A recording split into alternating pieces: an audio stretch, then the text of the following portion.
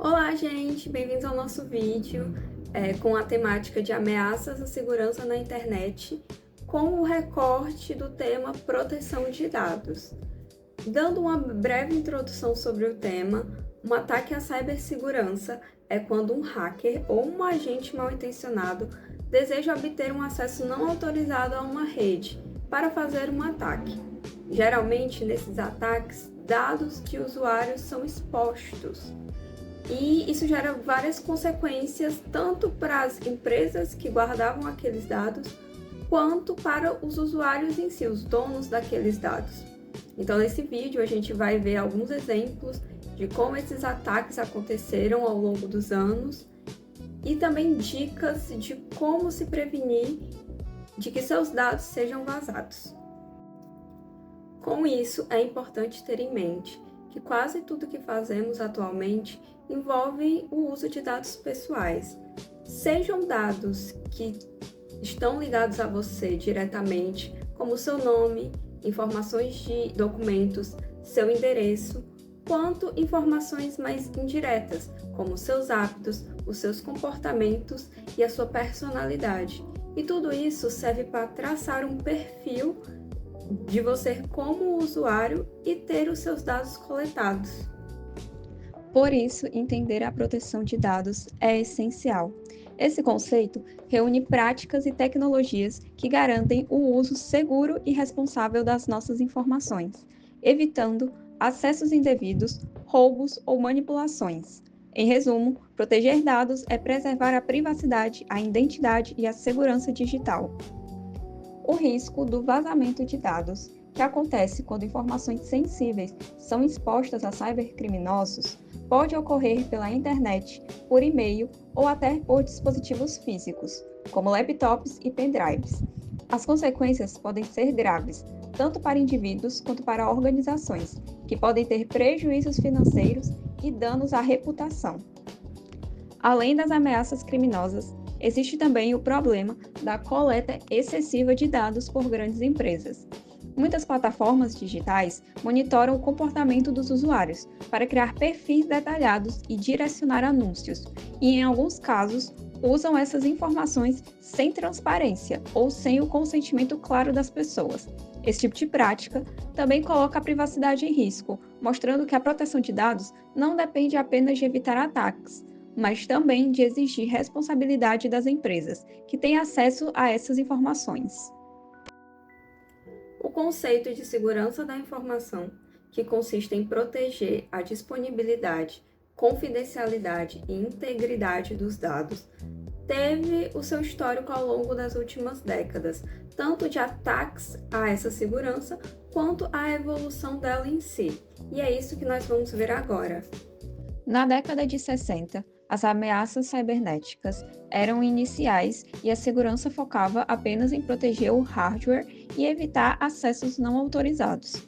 Não existiam práticas padronizadas, mas o aumento do uso de mainframes começou a despertar as primeiras preocupações com segurança digital. Na década de 70, especificamente no ano de 1979, Kevin Mitnick, aos 16 anos, invadiu o sistema ARC da DEC, usando engenharia social, para obter credenciais e copiar softwares. O ataque se tornou um dos primeiros casos famosos de invasão desse tipo, e Mitnick acabou sendo o primeiro cybercriminoso preso. A década de 1990 preparou o terreno para a cibersegurança como um campo crítico. Vimos organizações e governos reconhecendo a necessidade de medidas proativas para proteger ativos e infraestrutura digitais. Ou seja, os anos 90 lançaram as bases para o cenário complexo e uma rápida evolução da cibersegurança do século XXI. Nos anos 2000, a internet mais rápida e confiável ampliou a superfície de ataque, e o crescimento do comércio eletrônico e dos serviços bancários online trouxe novos riscos. Isso inclui o roubo de dados financeiros, o roubo de identidade e ataques de phishing, voltados diretamente para informações sensíveis dos usuários. Nos últimos anos, foram registrados diversos incidentes em relação à violação de dados, e é isso que nós vamos ver agora. Um dos casos mais marcantes foi o chamado Mother of All Breaches, ou simplesmente Moab. Revelado em janeiro de 2024, especialistas em cibersegurança descobriram que pode ser considerado o maior vazamento de dados da história. Foram 12 terabytes de informações, somando 26 bilhões de registros vazados. Esses dados vieram de diversas plataformas. A maior parte, cerca de 1,5 bilhões de registros, era do site chinês Tencent. Mas o vazamento também envolveu informações de grandes serviços como Twitter, LinkedIn, Adobe e até Telegram. Além de dados governamentais de países como Estados Unidos, Brasil e Alemanha. Um vazamento deste tamanho aumenta drasticamente o risco de ataques de phishing, roubo de identidade e acesso não autorizados a contas pessoais. Outro incidente importante aconteceu em 2008, envolvendo a Earthland Payment Systems, uma empresa de sistemas de pagamento. Eles sofreram uma enorme violação de dados sensíveis por causa de uma injeção de SQL, um tipo de ataque em que código malicioso é inserido em formulários ou campos de entrada para explorar falhas do sistema. A partir dessa invasão, os criminosos conseguiram acessar transações de pagamento, páginas de login e até criar cartões de créditos físicos. No fim, o resultado disso foram mais de 100 milhões de cartões roubados e um prejuízo enorme para a empresa. E mais recentemente, em 2025, tivemos o caso do Safos, um aplicativo de relacionamento exclusivo para mulheres. O app exigiu o envio de documentos pessoais para confirmar a identidade das usuárias, mas após 3 dias, investigadores descobriram uma falha grave de segurança, uma vulnerabilidade do tipo IDOR, que permitia acessar arquivos internos e identificadores sem a verificação adequada de permissões. Assim que o problema foi identificado, a equipe do Safos isolou os ambientes e tirou o aplicativo do ar para corrigir a falha. Até o momento, não há confirmação de vazamentos de dados das usuárias, mas o caso levantou grande preocupação entre especialistas e usuários, manchando, querendo ou não, a reputação do aplicativo. Agora que entendemos um pouco melhor a questão da violação dos dados e como geralmente elas ocorrem, vamos para a parte de contramedidas e dicas para usuários evitarem esse tipo de situação. E agora nós entramos nas seções de contramedidas, que são medidas que devemos tomar para preservar a nossa segurança digital. A primeira delas é evitar a exposição excessiva online. Devemos pensar antes de postar e ter um autocuidado com quem vai ter acesso àquelas informações. Devemos fornecer apenas dados que são extremamente necessários em cadastro, porque as pessoas mal intencionadas podem tornar essa informação altamente danosa para a nossa segurança digital. E devemos também respeitar a privacidade dos outros.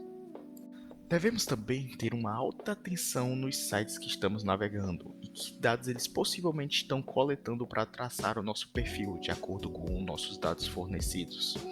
Então é recomendado que nós utilizamos certas configurações de privacidade, limpe regularmente o histórico de navegação e até utilize navegação anônima para evitar essa coleta desnecessária de informação. Devemos também ter cuidado com os ataques de phishing, que são aqueles links danosos que se disfarçam com coisas banais do seu dia a dia, como links de e-mail ou então mensagens de amigos.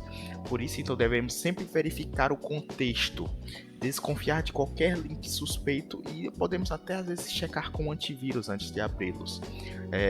Não devemos também abrir QR Code sem ser uma fonte extremamente confiável e também é preferível que nós acessemos sites apenas digitando diretamente a sua URL e utilizando uma conexão segura, que seria o HTTPS. Considerando que todas as pessoas possuem diversas contas em diversas redes digitais, podemos perceber que uma autenticação reforçada se torna essencial no dia a dia. Então, uma ativação de uma verificação de 2 etapas, utilização de senhas fortes, configurações de bloqueio e até notificações de login são medidas que são recomendáveis para as pessoas. E uma alteração imediata das senhas em caso de rompimento dessa segurança digital. E quando pensamos naquelas informações mais sensíveis, que estão em arquivos mais pessoais, temos que perceber que a criptografia é o método mais utilizável. Então, ativando a criptografia no celular ou até no computador por meio de uma partição garante a preservação da sua segurança digital, até mesmo antes de colocar esses dados posteriormente na nuvem. Com isso, nós terminamos essa pequena apresentação de como as ameaças à segurança na internet funcionam e como nós podemos preservar a nossa segurança digital. Gostaríamos de agradecer pela atenção. Muito obrigado.